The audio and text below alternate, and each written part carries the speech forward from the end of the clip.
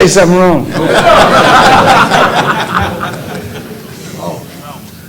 I have a son that was on drugs, and when I visited him in the rehab, I saw Christians, Muslims, Jews trying to win the war against crack cocaine, and they saw each other as brothers.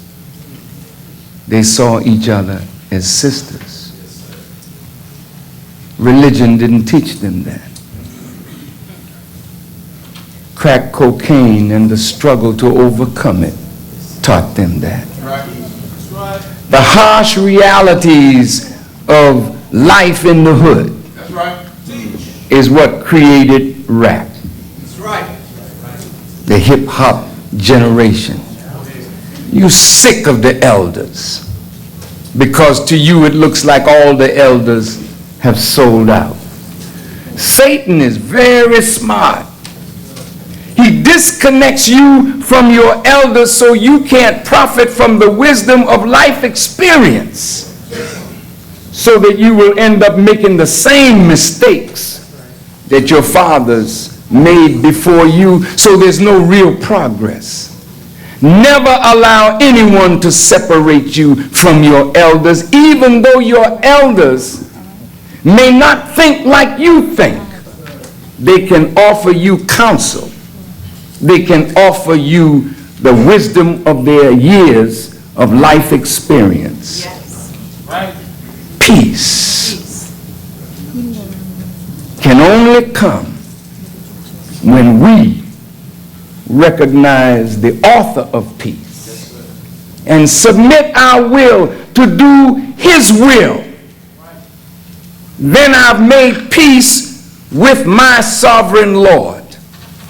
Now I can make peace with you. There will be no peace among us until we make peace with ourselves. And the peace with self comes when you realize your true connection to your Creator. There's a real bond that must develop between us and our Creator. And once that bond is made and you are at peace with God because you have done his will, then he grants you security. There is no peace without security. I want to feel safe, then I can be at peace. That's why today we can't fly. We can't go to an amusement park. We can't go to a hip-hop concert.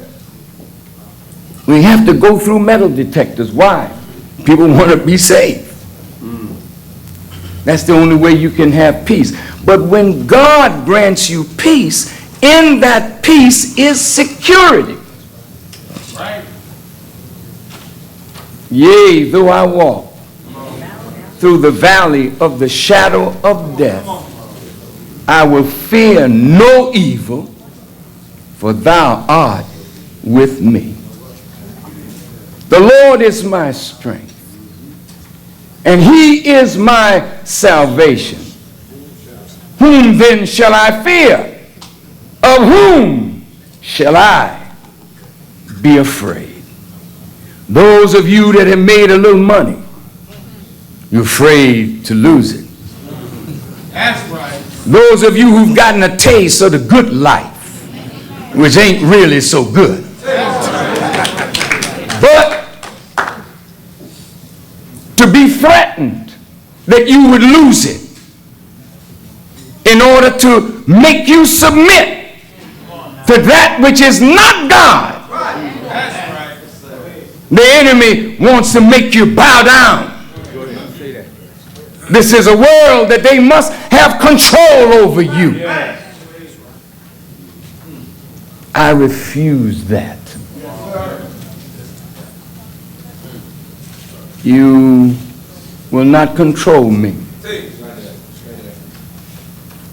I will be under self-control because I surrendered myself to God. You could have all the dope, line the floor up with it. I'll walk by because I'm already high. I am a servant of the Most High God.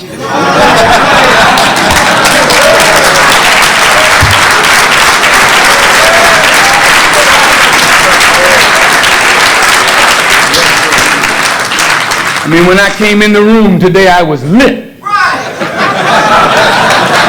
And didn't have a joint, you know what I mean? I don't need that. I know that if I have money, I can get the better things in life, and you deserve that. But don't sell your soul for some alligator shoes.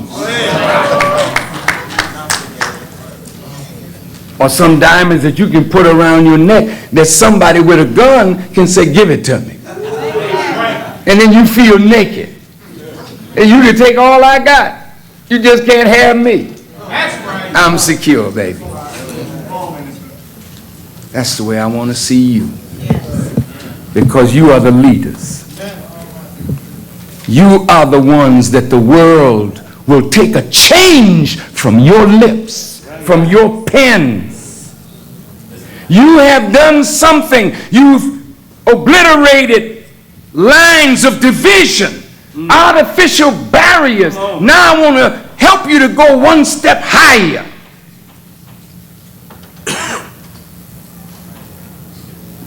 All over the world today, rulers stay in power because they have armies.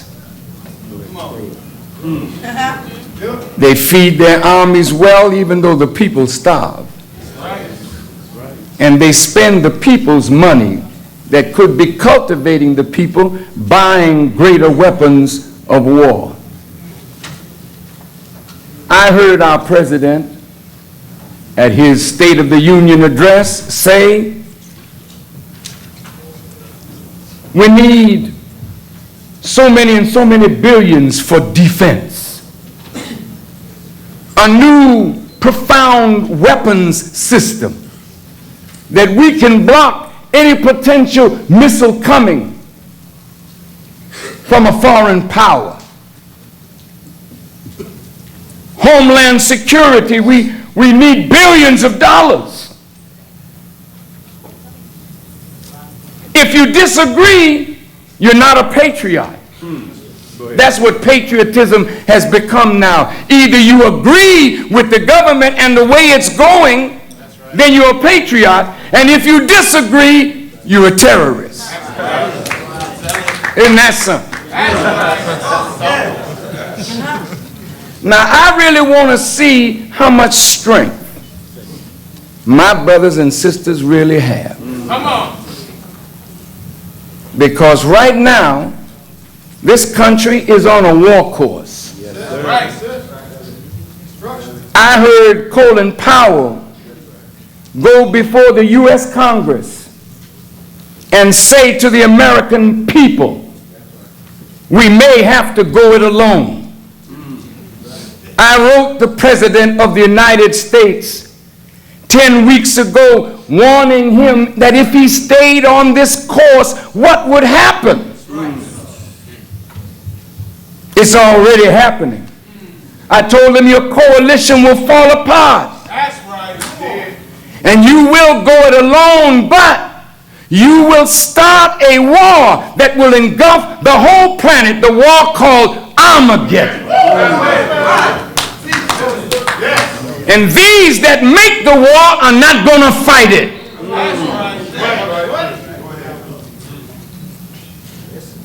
It's our little brothers that couldn't find a job.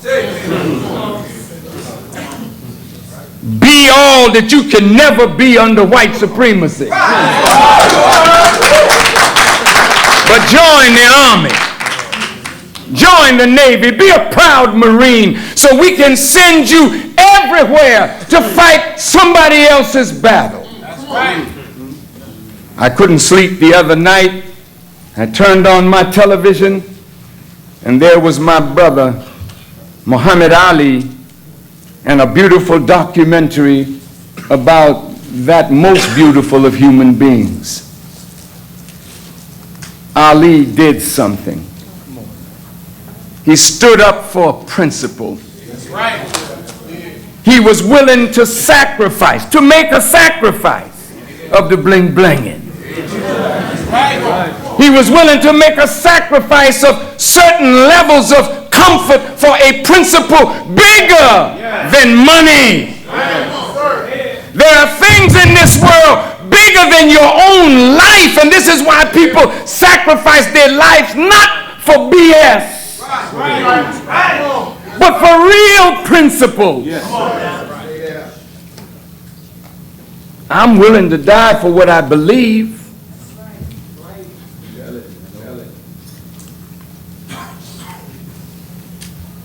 But you're not going to send me to die because propaganda made somebody an enemy.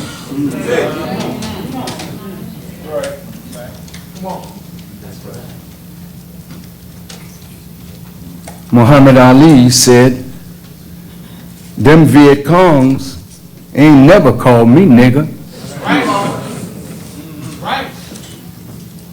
And they came out and said, ladies and gentlemen, today Muhammad Ali refused induction into the United States Army.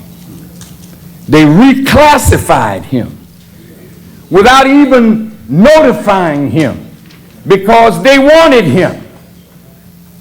And when he refused to go, that man, look at all he got from America. And this is the way he pays us back. He's a traitor. He doesn't deserve to be the heavyweight champion of the world. Right. That's right. Go ahead. Sometimes champion means chumpion. Because after you fight like hell to get there, then money and manipulation take over. Right. You got money, but you don't have your manhood. That's right. Come on now. You got money, can ride well, live well, but you're not at peace. Right. You feel an emptiness inside because you're not doing what you should be doing.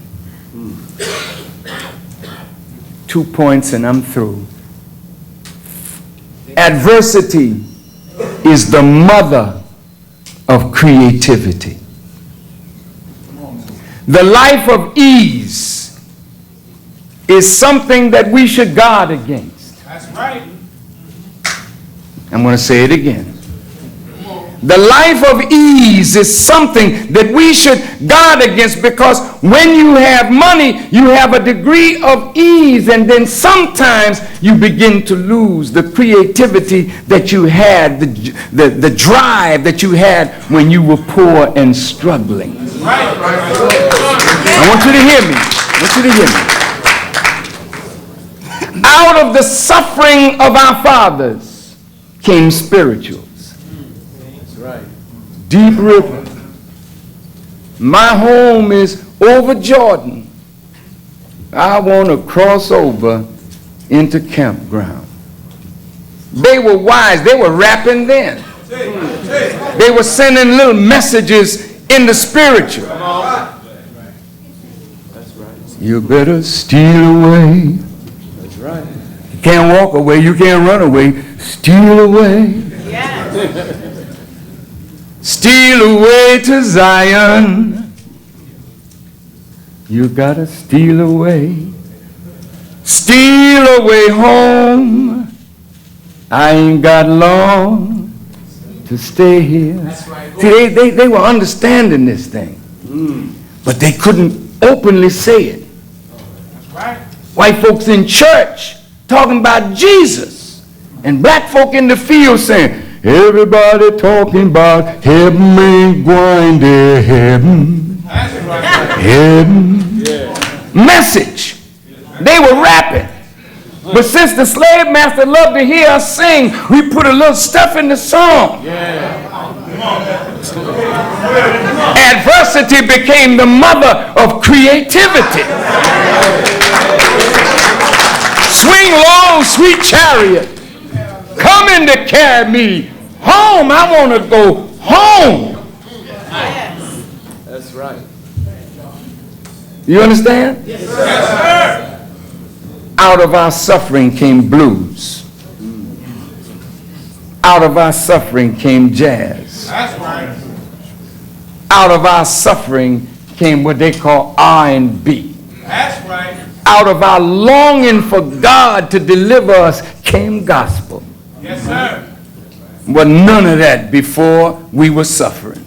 That's right. Think over that. And out of the suffering in the ghetto came rap. That's right. The suffering of your people produced you. And now you can live from those that produced you. But that should make you a servant of those that produced you. That should make you a servant of the hood. Because the hood produced you. Hard times produce you. The whizzing of guns and bullets produce you. Death and destruction of your homies produce you. For what? Just to talk about it? Or to change that reality into something better? That's your challenge, brothers and sisters.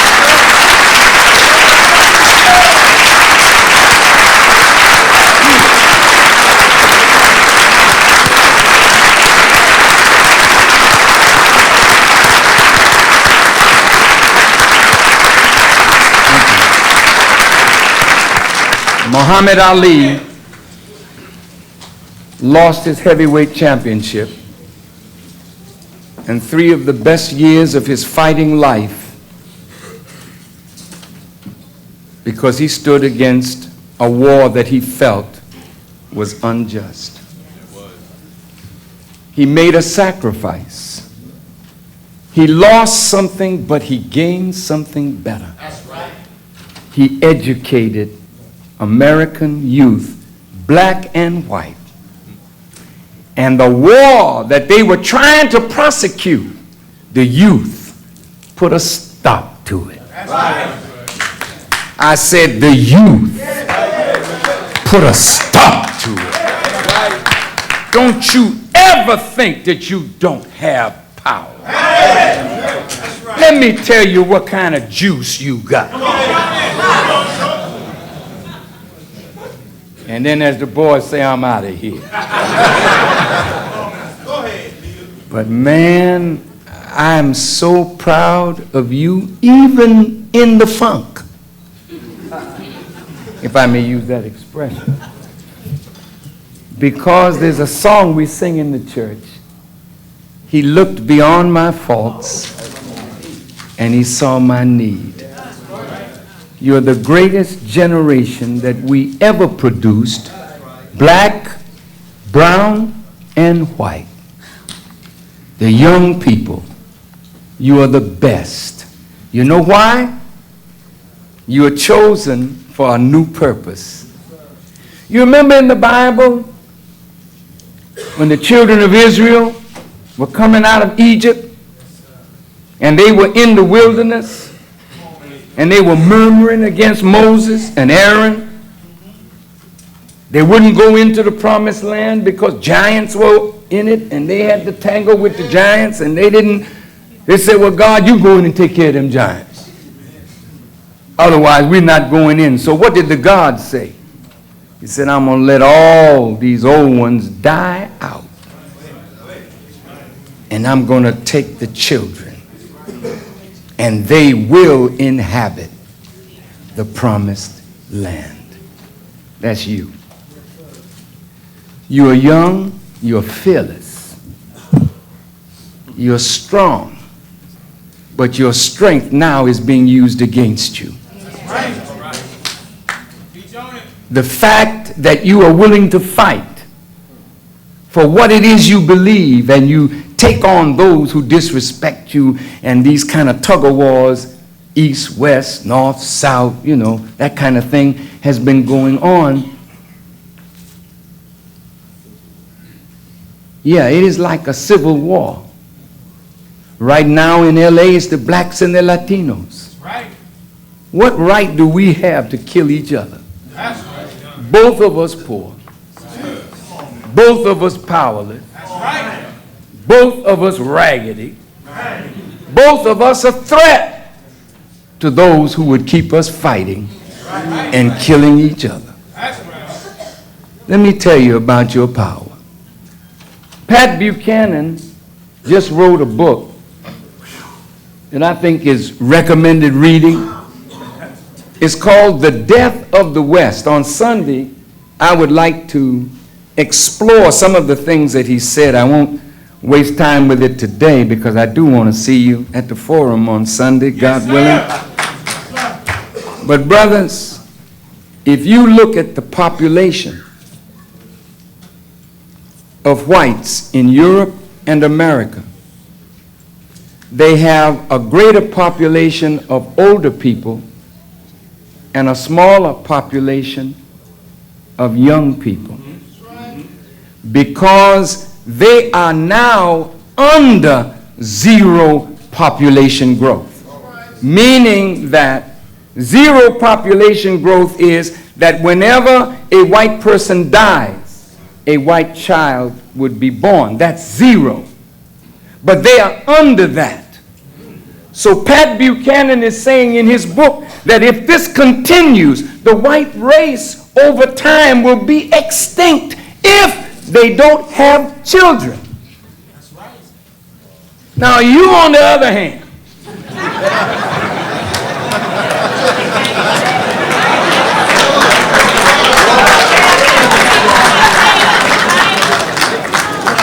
yeah, that's right. You just look at a sister, she might come up with something.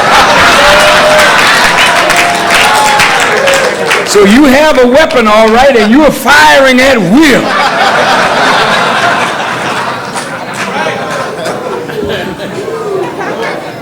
And every time you look around, it's babies. More babies. They got the older, wiser sisters on the pill. But the young ones don't know nothing about a pill. And at 9 years old, they're developing breasts. That's what you get for eating hormone-grown chicken. Hormone-grown steer. Hormone-grown pig. So when you get that in your body, at 8, 9 years old, the daughter got a Barbie doll in one hand and a sanitary napkin in the other. She's a baby, yet now she has an egg that she's producing that she could become pregnant. And she don't know anything about birth control, so 9, 10, 11, 12 now having babies. So the population is exploding. And 30 years ago, I heard them say that if the black population growth continues at this level, by the year 2053, blacks would be the predominant or equal to whites in this nation, which means then that Run, Jesse, Run would not be a slogan.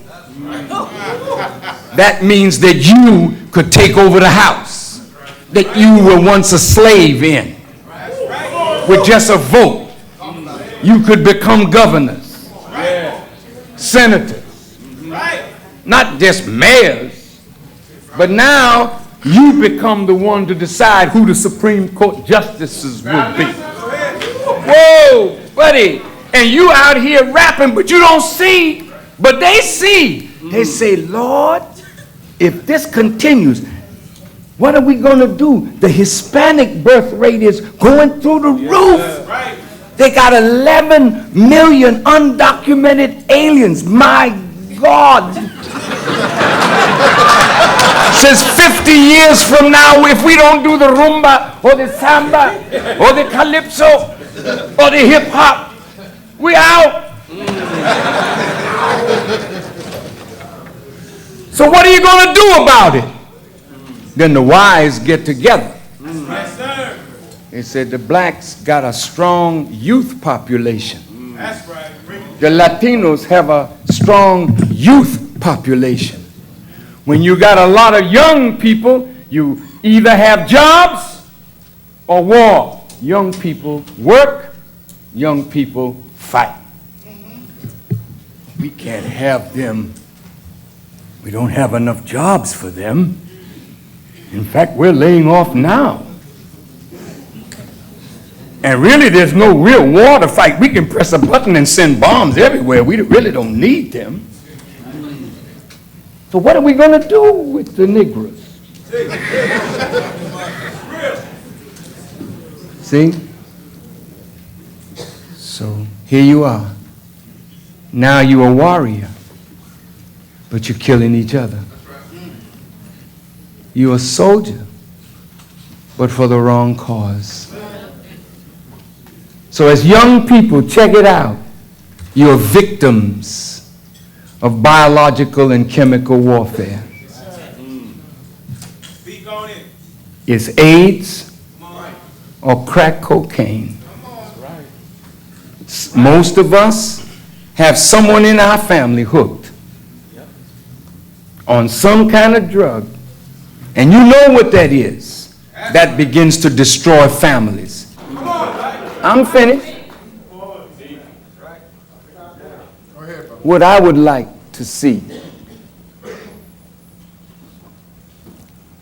is you to see that your role is bigger than you think.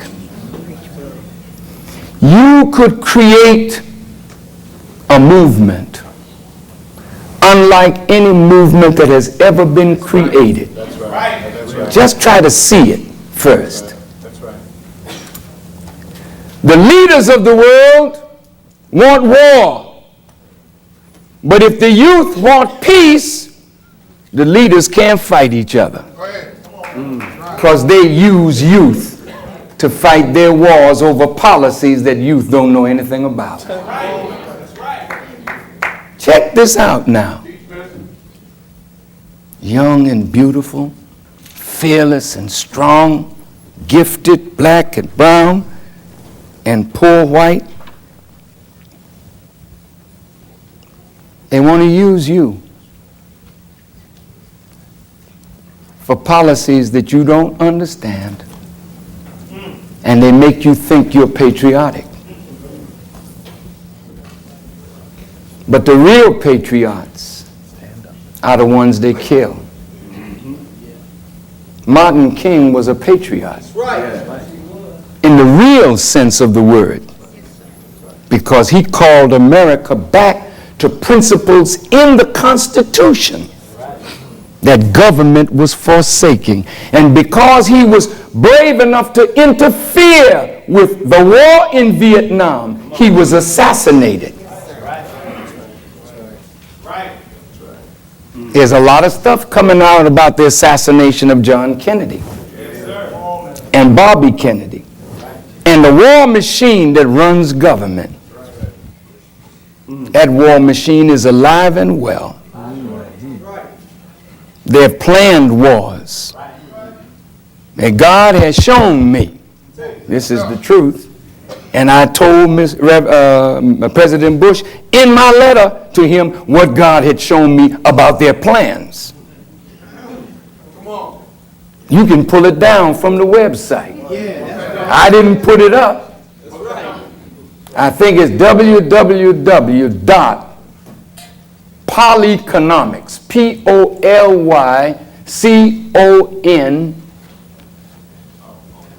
POLYCONOMICS.com.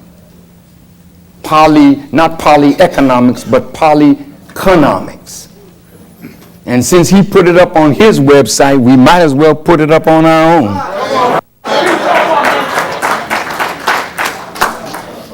But get it down and read it. Yes, sir. I'm a patriot. That's right. I'm not an enemy of this nation. I don't have no other nation to go to, although I'm a citizen of the world. I grew up in America, and with all her faults, this is the greatest nation on earth. But she won't be if she stays on this course. A true patriarch will stand for a righteous principle, even though